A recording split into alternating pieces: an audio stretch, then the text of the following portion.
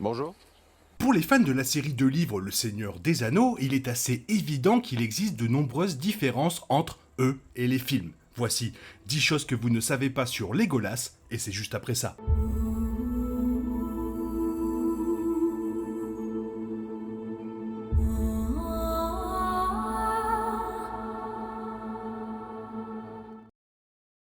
Bien que les fans apprécient globalement l'adaptation de l'histoire pour le grand écran, certains changements étaient clairs ainsi que d'autres plus subtils. Cependant, même si certaines différences ont bouleversé les fans, il y en a d'autres qu'ils ont réellement appréciées, et cela est particulièrement vrai avec certains des personnages secondaires. Même si les films ne se concentrent pas beaucoup sur le développement des personnages, il le fait encore moins dans les livres. La version cinématographique de Legolas diffère à certains égards de la version livre et certaines choses sont ajoutées aux personnages tandis que d'autres sont effacées.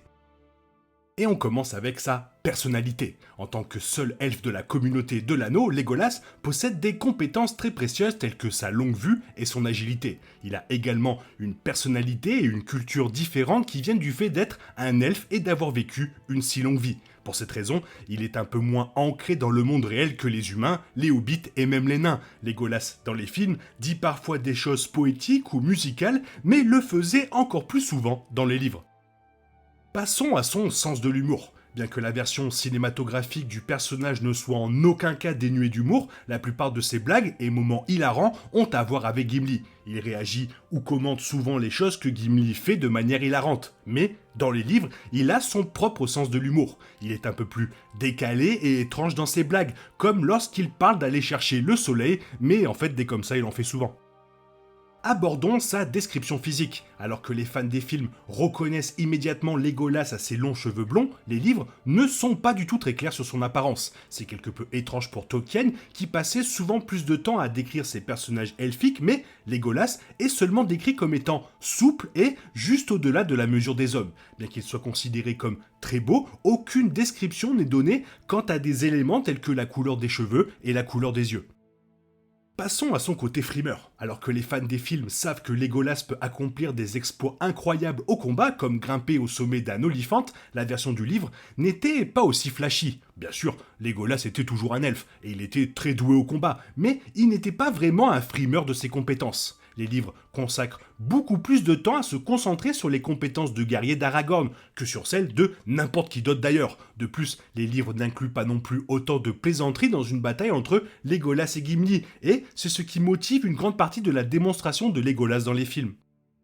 Bien sûr, son lien avec Aragorn. Les films montrent que Legolas et Aragorn se connaissent, et ils montrent que Legolas a une certaine loyauté envers Aragorn lorsqu'il le défend au Conseil d'Elrond. Cependant, dans les livres, l'affection de Legolas pour Aragorn est beaucoup plus évidente. Il passe beaucoup de temps à faire des discours sur la grandeur d'Aragorn, et bien que les deux soient toujours amis dans les films, cela a été atténué, ce qui ne donnerait probablement pas à Legolas l'impression que son existence tournait autour d'un autre personnage.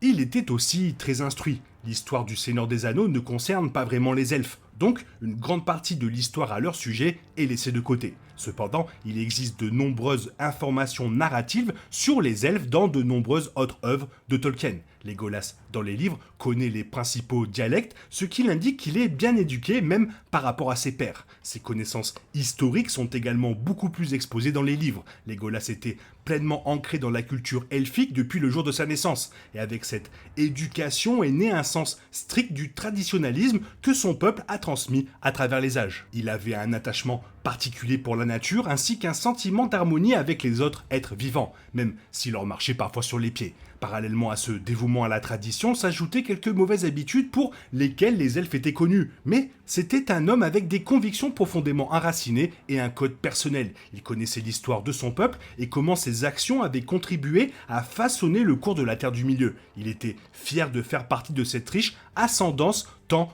bonne que mauvaise.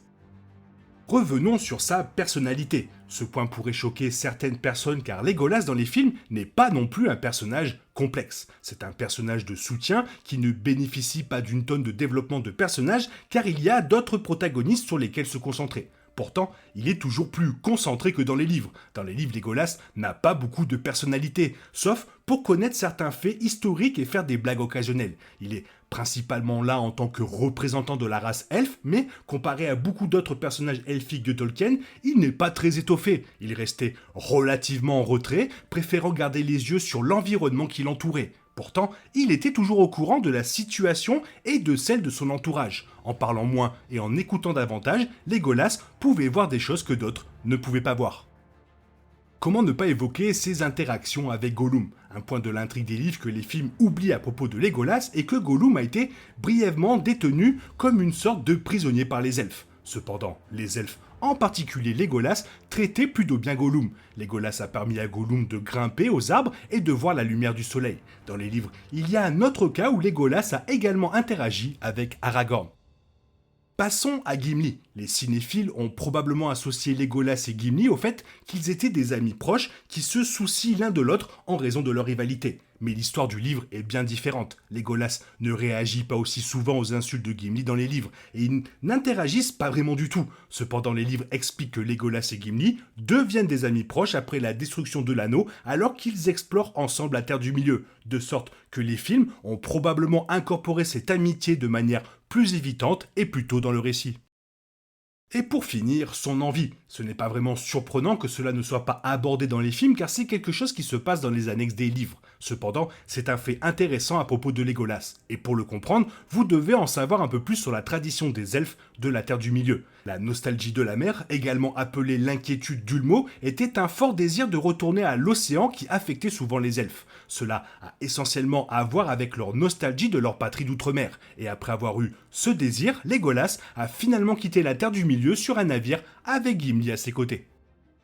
Voilà, on se rappellera toujours de Legolas surfant sur un bouclier pour tuer des orques. Bien sûr, si tu as quelque chose à me dire sur la vidéo ou de plus sur Legolas, n'hésite pas dans la zone commentaire. Sinon, il est temps pour toi de reprendre le cours normal de ta vie. Bien sûr, on se retrouve demain pour une nouvelle vidéo. Bisous bisous, bye bye.